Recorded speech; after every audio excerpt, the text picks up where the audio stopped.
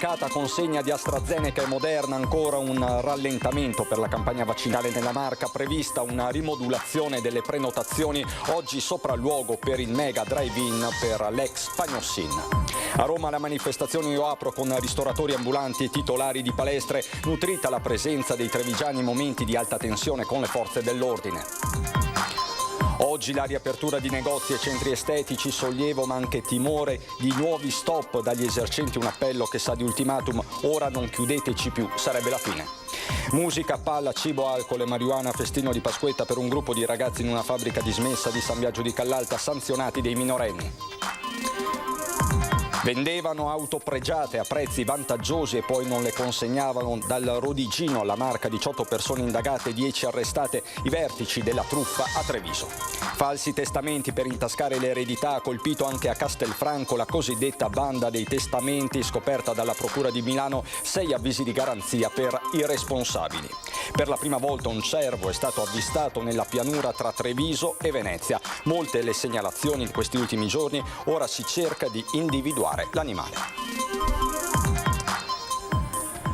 Bentrovati, buonasera telespettatrici, telespettatori di Antenna 3. In primo piano di questa edizione trevigiana il nuovo stop alle consegne dei vaccini AstraZeneca, che provoca un nuovo rallentamento della campagna vaccinale nella Marca. Questo significa 4.500 dosi al giorno a fronte delle 10.000 che si potrebbero e si dovrebbero fare.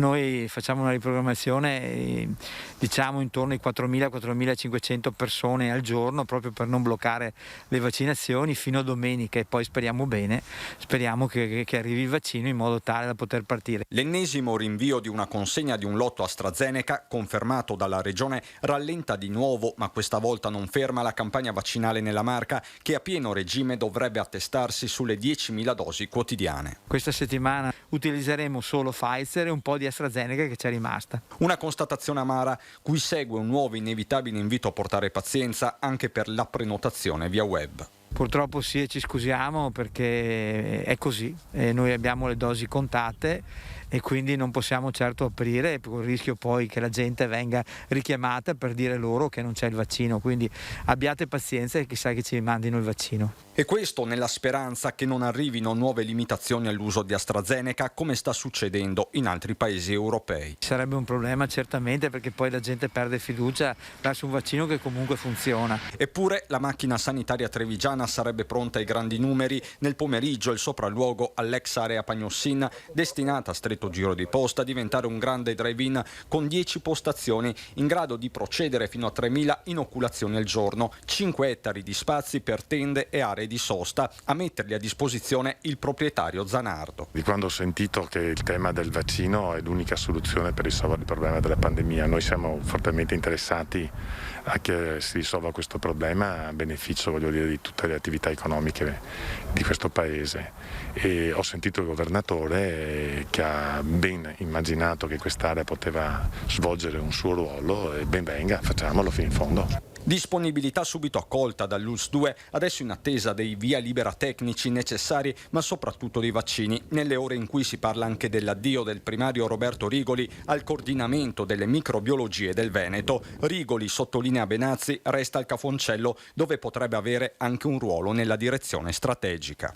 È il deus machina della microbiologia di Treviso, è una persona comunque che avrà un ruolo all'interno del nostro gruppo di lavoro, all'interno della direzione, quindi no, Rigoli non se ne va, per fortuna resta un po' più a lavorare da noi, e questo è importante per l'ULSS 2. Questa sera non vi mostro il bollettino, il secondo bollettino di giornata della Regione del Veneto con Azienda Zero, quello che ormai conoscete tutti, che dà l'evoluzione del contagio, i dati, le cifre, perché dalle verifiche dei funzionari dell'informatica è emerso che il report delle ore 18 non è attendibile. Un laboratorio privato ha inserito infatti dati provenienti da un'altra regione, salvo diverse indicazioni, dicono da Azienda Zero e Regione Veneto, il bollettino è annullato e si rimanda a quello di domani mattina delle ore 8. Riaprire ma con gradualità, così il governatore Luca Zaia oggi a Marghera nel primo giorno di arancione per il Veneto.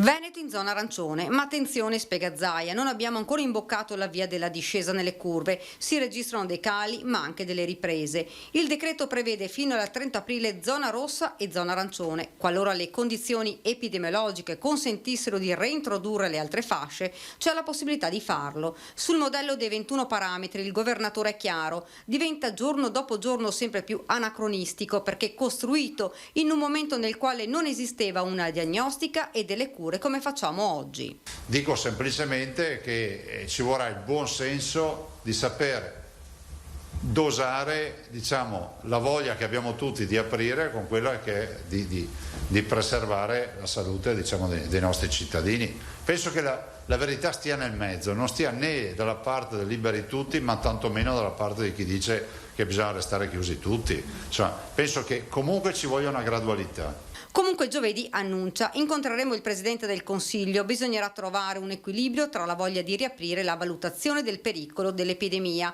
Sul fronte vaccini l'ennesimo rallentamento. Questa settimana arriva solo Pfizer, non arriva né Moderna né AstraZeneca, quindi sono arrivate, noi abbiamo previsioni solo di queste 125.000 di Pfizer. Restano le dosi avanzate. Voglio dirvi solo che abbiamo 39.547 Moderna e 99.429 AstraZeneca. In totale stamattina all'apertura dei cancelli, per dire, avevamo 132.371 dosi. Intanto a livello internazionale tiene banco il caso AstraZeneca, che potrebbe sparigliare di nuovo le carte in tavola. Sulle trombosi post-vaccino ulteriori approfondimenti fanno dire ad EMA, Agenzia Europea per il Farmaco, che il nesso esiste, anche se non è chiaro quale sia il meccanismo. L'Italia sta valutando limiti di età per la somministrazione, ma non per il richiamo, mentre il ministro Speranza è pronto a rivedere le categorie.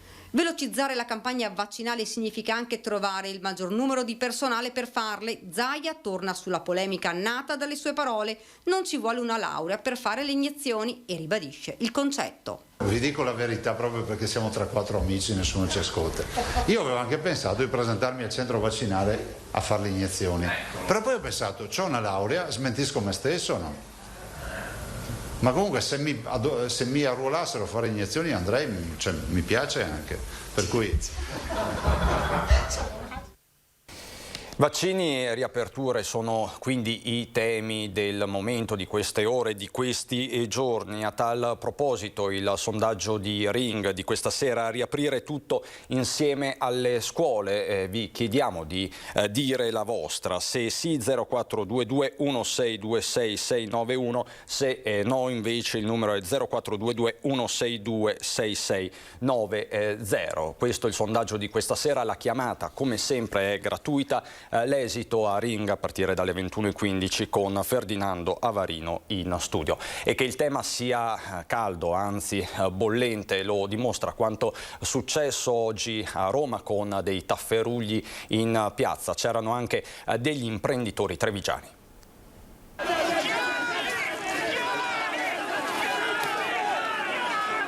Non sono mancati momenti di tensione con le forze dell'ordine a Roma per la protesta di parte del mondo del commercio e della piccola impresa, disordini durante i quali alcuni poliziotti sono rimasti lievemente feriti dal lancio di bottigliette e uno di questi è stato medicato sul posto. A manifestare sono stati in particolare operatori del fitness e ristoratori, anche veneti. Tra i promotori della giornata, Iuri, titolare a Masera di una palestra. Oggi la piazza era piena, eravamo di 5.000 persone e abbiamo riempito la piazza.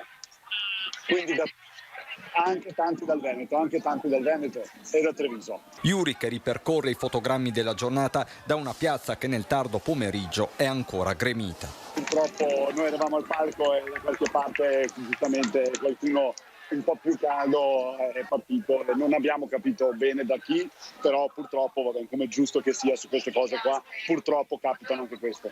Due le richieste poi formulate da una delegazione ricevuta a Montecitorio: sostegni reali e riapertura immediata. Noi diciamo sempre di no alla violenza, anche se purtroppo è difficile rimanere calmi in questa situazione qua, perché la gente sta morendo di fame e non ce la fa più. Ma un messaggio chiaro è arrivato anche dai commercianti che sono rimasti a Treviso e che oggi hanno riaperto i battenti. Non chiudeteci più. A questo punto c'è da sperare che veramente non si richiuda più, perché avendo colpito specificatamente, oltre ai ristoranti e bar, solo il settore moda e calzature, se ce lo fanno un'altra volta evidentemente a prescindere da tutto non avremo le forze per rialzarci. Già adesso stiamo facendo fatica, molta. L'emozione di poter essere qui, di poter fare il proprio lavoro e di sperare che sia una primavera più rosea. È una ripartenza carica di aspettative, quella dei commercianti trevigiani che, arrivati a questo punto, sperano davvero di non ritornare a chiudere, che l'arancione sia solo l'anticamera del giallo e poi di una ritrovata normalità, nonostante l'avvio sottotono certo non aiutato da un vento gelido. Oggi diciamo che è un po' lenta, ma magari anche a causa del tempo, del brutto tempo. Speriamo che nei prossimi giorni migliori, insomma. La ripresa è molto graduale, noi siamo positivi, insomma, il nostro approccio è positivo. È chiaro che insomma sarà una ripresa lenta e graduale, sicuramente. Aspettative condivise anche da chi per tipologia di attività ha sempre tenuto aperto, come questo storico negozio di articoli elettrici. Peggio di ieri, cioè nessuna differenza tra gli altri giorni scorsi e oggi. Poca gente. Pochissima. C'è anche brutto tempo. Speriamo che intanto la gente venga vaccinata e prenda un po' più di coraggio. A chiedere una riapertura anticipata rispetto alla tabella di marcia, magari già il 20 aprile, è Veneto Imprese Unite. Noi abbiamo incontrato anche il sindaco di Treviso un paio di giorni fa proprio a riguardo, perché anche lui si faccia portavoce con l'ANCI di questa richiesta al governo. Bisogna tornare alla normalità il prima possibile. Un'altra chiusura tra un paio di settimane, se qualcosa va storto, non è più sostenibile da nessuno. Umore più o meno simile tra parrucchieri ed estetiste. Questo lockdown ha favorito l'abusivismo. Adesso basta, dice Monica, la parrucchiera di Paese, che aveva annunciato lo sciopero fiscale.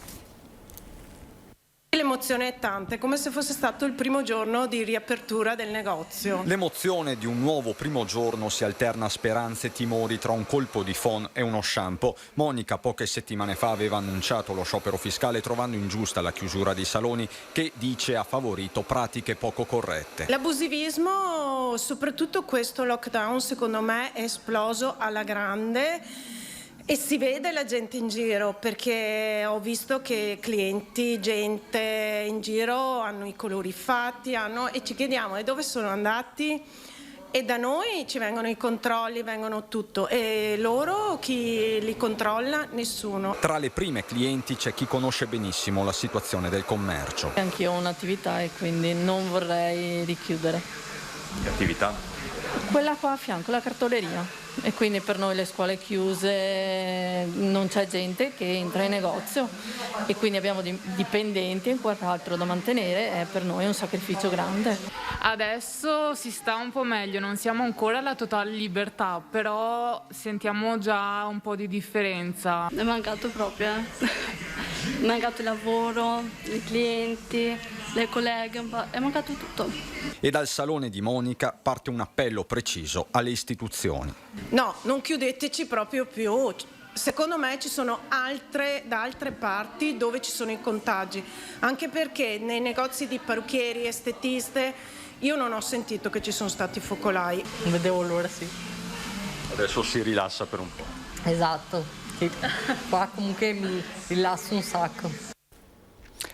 Stop al mercato ridotto a Treviso. Da domani entrerà in vigore la nuova ordinanza valida fino al 30 aprile che dispone l'apertura dei mercati nella modalità tradizionale ad esclusione di prodotti usati nel rispetto delle norme anticontagio, con ingressi contingentati e presidio da parte di Polizia Locale, Protezione Civile e Gruppo Alpini.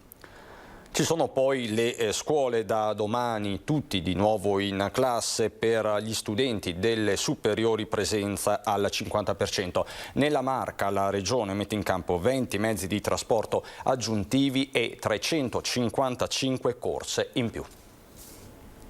Si può dire con una battuta che non abbiamo mai smesso di ripartire quest'anno e non ricordo neanche il numero delle partenze, false partenze o reset completi che abbiamo avuto. Antonia Piva, dirigente del Liceo Duca degli Abruzzi di Treviso, sintetizza il pensiero di tanti dirigenti in questa vigilia di rientro in classe dopo 3 settimane di stop, che accomuna questa volta tutti quanti, dai bambini delle scuole dell'infanzia agli alunni delle elementari e medie fino ai ragazzi più grandi. 110.000 gli studenti trevigiani, tra cui 40.000 delle superiori, per i quali rimane la presenza al 50%. Noi abbiamo preferito non dimezzare la classe, ma dimezzare il numero complessivo degli studenti e il numero delle classi.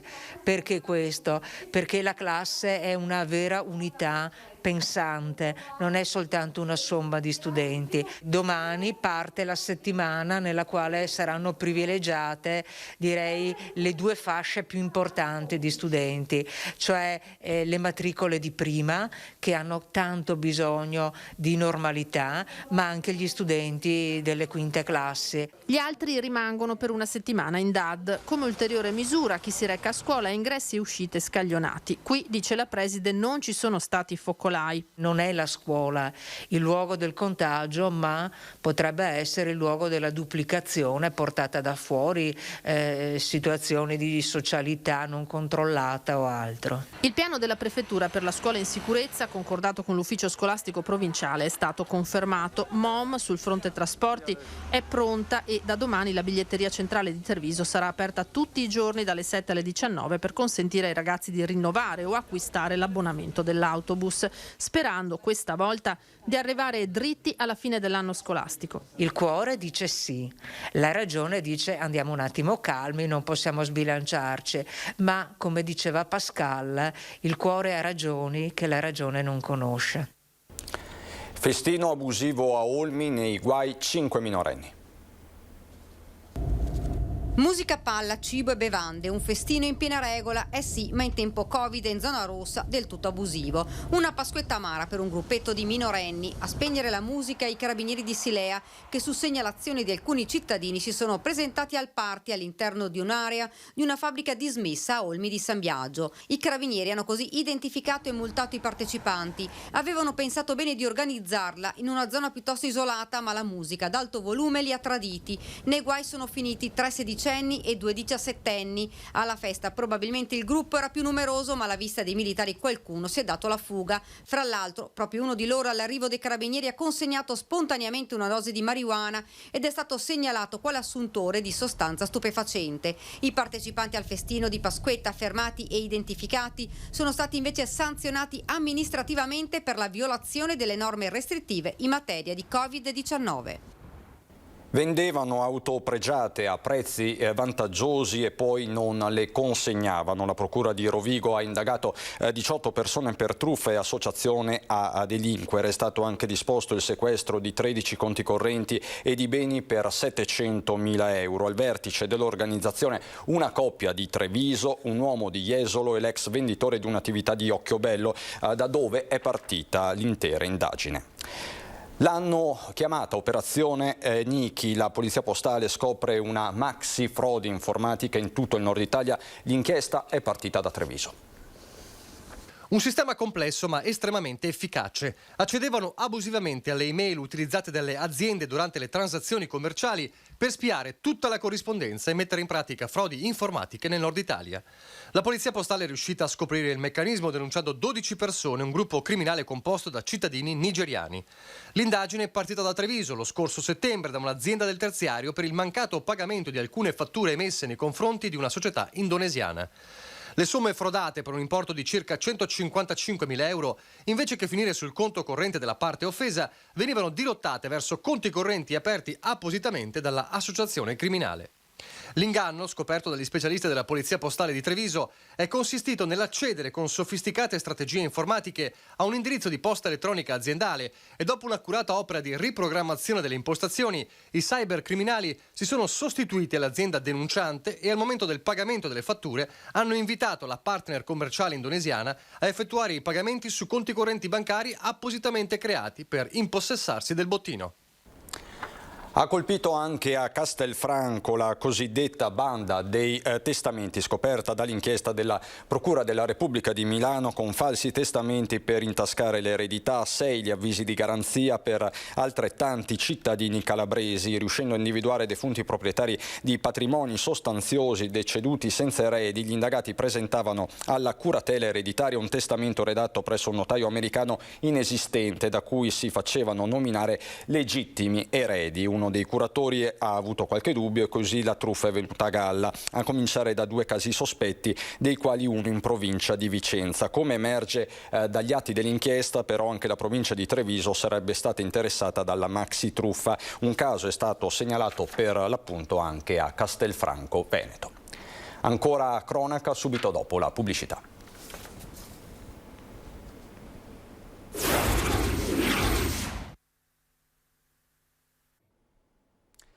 Di nuovo in studio per parlare di un avvistamento davvero particolare e curioso, un cervo nella pianura tra Treviso e Venezia.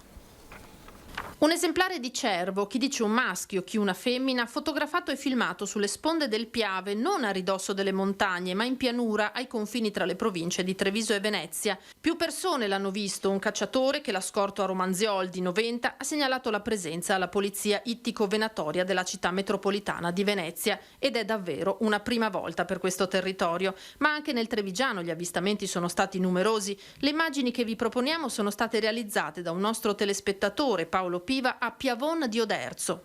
In particolare mi sono preoccupato perché 2 automobilisti me l'hanno segnalata nell'attraversamento della bretella fra Noventa di Piave e Sagareda. Piavon, Candolè, addirittura l'attraversamento della Postumia. L'importante è trovarlo, vederlo, eventualmente sedarlo e poi riportarlo in un ambiente più tranquillo.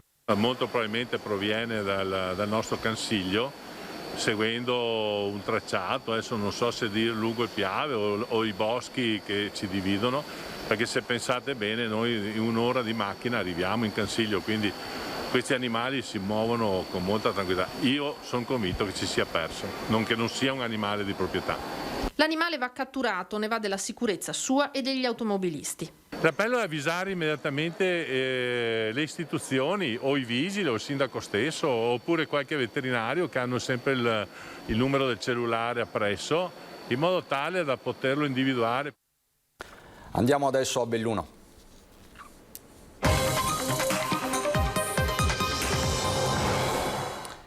Quasi 500 persone hanno partecipato ieri pomeriggio in Piazza dei Martiri alla manifestazione No Paura Day, il 10% sanzionati perché senza mascherina. Non sono contro la libertà di espressione, afferma oggi il sindaco Massaro, ma la scelta di farlo senza mascherine e con assembramento non è stata adeguata né intelligente.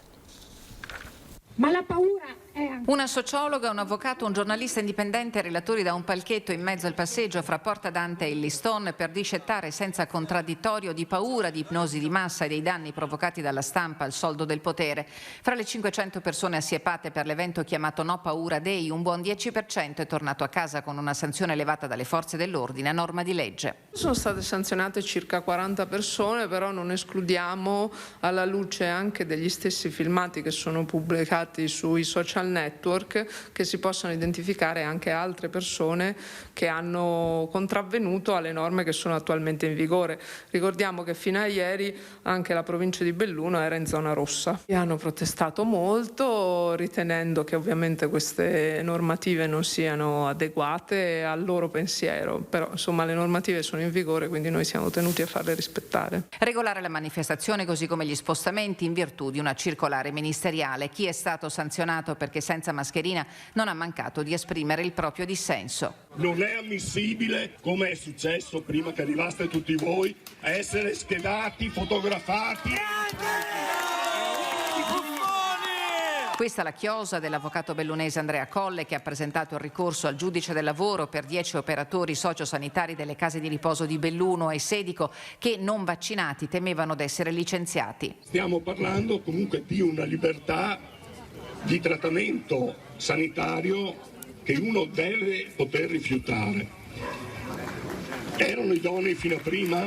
Il No Paura Day a partiti con le intenzioni ha acceso il dibattito. Al di là dell'autorizzazione, la manifestazione ha suscitato sdegno tra chi continua ad attenersi alle regole. Chiunque può andare a manifestare e poi esprimere il proprio pensiero. Ecco, non ho trovato sicuramente né adeguato né intelligente la scelta di farlo con un assembramento e senza mascherine, almeno da quello che ho visto in alcune foto o alcuni video che sono circolati sul web, proprio nel momento in cui tutti noi stiamo facendo degli sforzi enormi anche dal punto di vista economico e anche dal punto di vista della nostra serenità per uscire da questa situazione.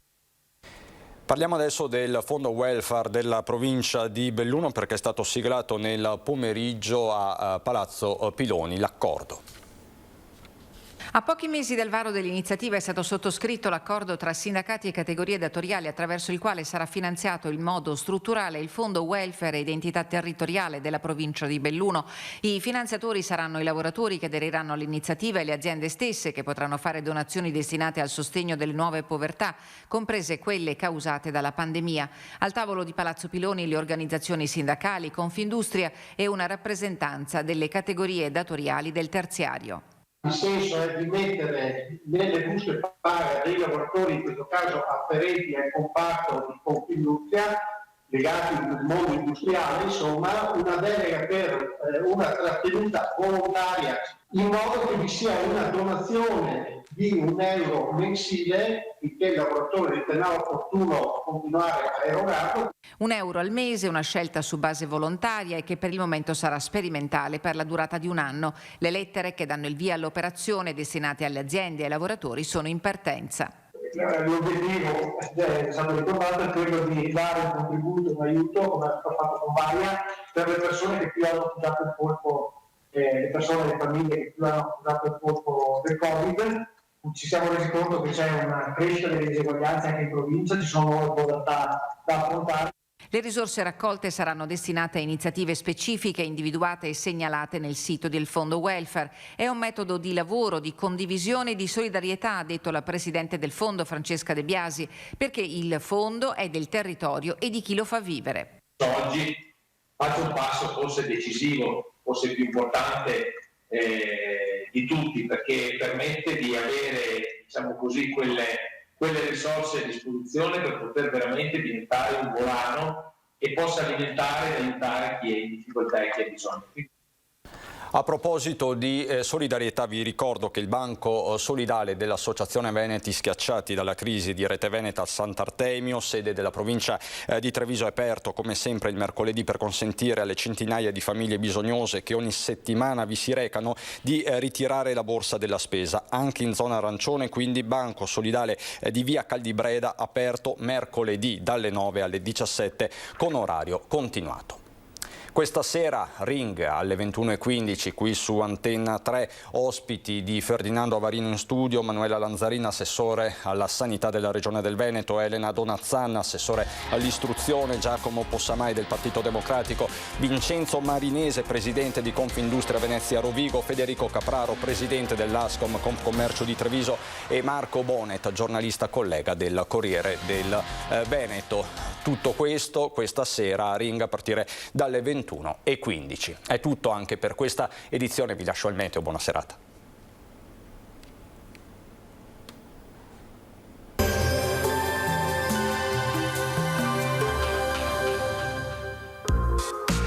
Montagnier Marmi, fornitura d'avanzali coibentati per cappotti. Bentrovati al meteo. Pressione atmosferica in aumento, dunque tempo più stabile, ma correnti scandinave irrompono sull'Italia, provocando un crollo termico che abbiamo già iniziato a percepire, a dire il vero, nei giorni scorsi. Vediamo allora il dettaglio. Sul Veneto la grafica di mercoledì 7 aprile mostra un ampio soleggiamento. Sulla nostra regione precipitazioni assenti. Il cielo sarà poco nuvoloso, salvo per qualche addensamento irregolare. Venti ancora moderati dai quadranti occidentali. Temperature in graduale diminuzione, minime tra -3 e 3 gradi, valori massimi oscillanti invece tra i 9 e i 13 gradi all'incirca. Ci spostiamo ora sul Friuli Venezia Giulia, dove sarà un mercoledì all'insegna del bel tempo, come vediamo, con tanto sole dappertutto e cielo poco nuvoloso. Temperature minime tra lo 0 e 1 grado, massime sui 10-12 gradi. E sarà soleggiato ovunque, anche sul Trentino Alto Adige, qualche spruzzata di neve a bassa quota sui confini alpini. Temperature minime intorno a 1 grado, massime sui 9-11 gradi. Dal meteo di Antenna 3 per ora è tutto, grazie per l'attenzione e arrivederci.